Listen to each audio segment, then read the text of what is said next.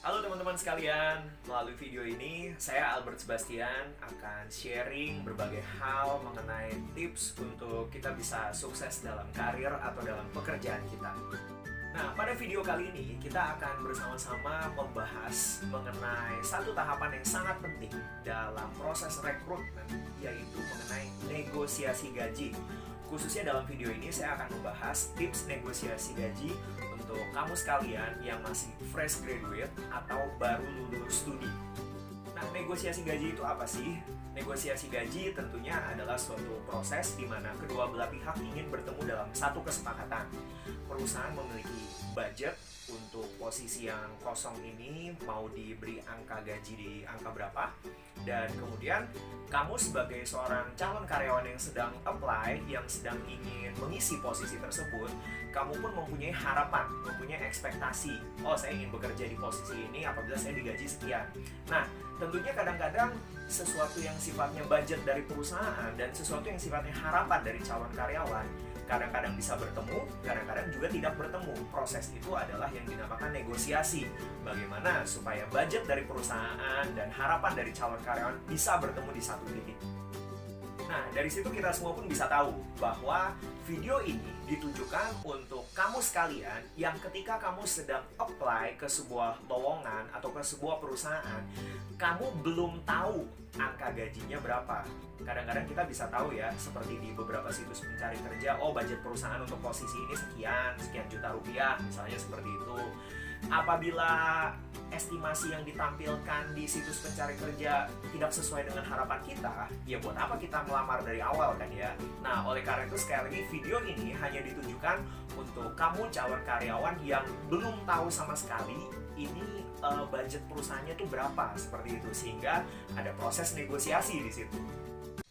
Tips yang pertama dari saya adalah, kamu sebagai calon karyawan, bolanya itu pertama-tama ada di kamu terlebih dahulu.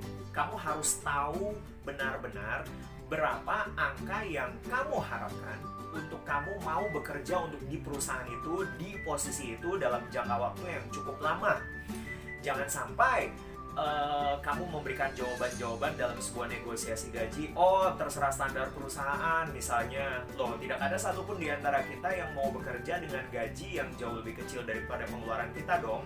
Bagaimana kalau misalnya ternyata standar perusahaan adalah di bawah daripada kebutuhan kita sehari-hari? Kita malah tekor dong dengan biaya transportasi ke kantor dan sebagainya.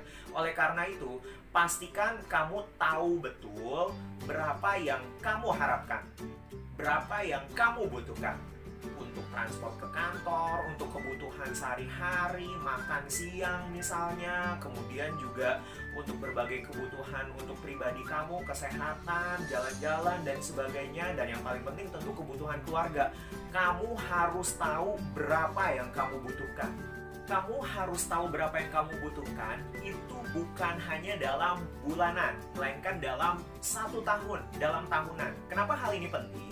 Karena kadang-kadang ada perusahaan-perusahaan yang seolah-olah gaji bulanannya katakanlah mungkin tidak terlalu besar, akan tetapi ternyata mereka dalam 1 tahun bisa ada 13 kali gaji, 14 kali gaji, 15 kali gaji, bahkan lebih. Sehingga walaupun angka bulanannya terlihat tidak terlalu besar, tapi ternyata yang dinikmati dalam setahun ternyata cukup besar. Atau demikian sebaliknya, ternyata ada yang gaji bulanannya wah terlihat besar, namun ternyata kita hanya mendapatkan 12 bulan gaji dan THR saja, tidak ada bonus misalnya. Apakah itu masih memenuhi harapan kamu? Oleh karena itu, pastikan kamu menghitung benar-benar kebutuhan kamu, apa yang kamu inginkan, itu dalam skala tahunan, bukan bulanan.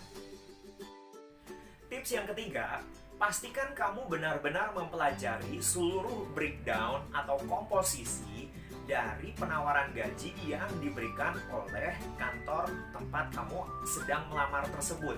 Sering sekali kesalahan yang terjadi adalah seperti ini. Wah, terlihat angka take home pay-nya, all in-nya itu besar sekali.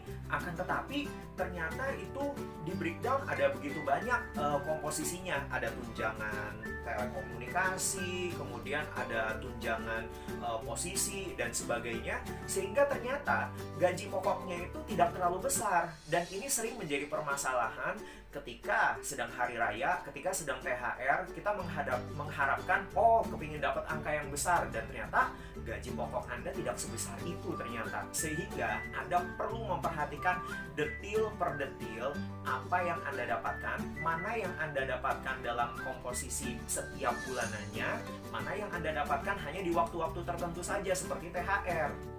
Kemudian tips yang keempat dari saya adalah pastikan Anda melakukan kegiatan riset. Dan tentu saja riset ini juga jangan sampai kita jadi memaksakan untuk mendapatkan suatu data dengan cara yang tidak baik, tidak legal. Jangan. Kita bisa riset dimanapun. Di berbagai situs di internet itu ada cukup banyak situs internet yang cukup dapat dipercaya, yang di situ mencantumkan kalau untuk posisi sekian, kemudian lokasi kerja di kota seperti ini, maka angka gajinya biasanya sekitar ini, seperti itu. Untuk S1 berapa, untuk S2 berapa, seperti itu. Jadi pastikan Anda melakukan riset terlebih dahulu. Jangan sampai Anda tidak melakukan riset dan kemudian Anda kaget karena paketnya ternyata begitu kecil dan si HRD dari calon kantor tersebut pun kaget, kok ternyata harapan Anda besar sekali. Nah, jadi dari segala tips yang tadi sudah saya paparkan, kesimpulannya apa sih? Kesimpulannya, rekan-rekan sekalian, ketika Anda akan bertemu dengan HRD dari calon kantor Anda tersebut untuk negosiasi gaji, sangat penting untuk Anda bisa memaparkan angka-angka yang Anda harapkan itu, latar belakangnya itu dari mana. Latar belakangnya memang mungkin karena Anda punya kebutuhan seperti ini. Anda mungkin ada cicilan atau ada harapan menabung atau ada impian punya rumah atau apa. Silakan paparkan, jadilah terbuka.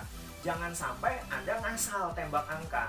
Jangan sampai Anda jadi orang yang hanya menembak angka yang besar, padahal jangan lupa mungkin ada begitu banyak orang yang fresh graduate seperti Anda dan kemudian mereka tidak ada terlalu beban kehidupan dan mereka mau bekerja dengan gaji yang lebih kecil. Itu sangat penting loh untuk Anda berhati-hati karena dalam proses negosiasi gaji jangan lupa Anda sedang berkompetisi dengan para kandidat lain.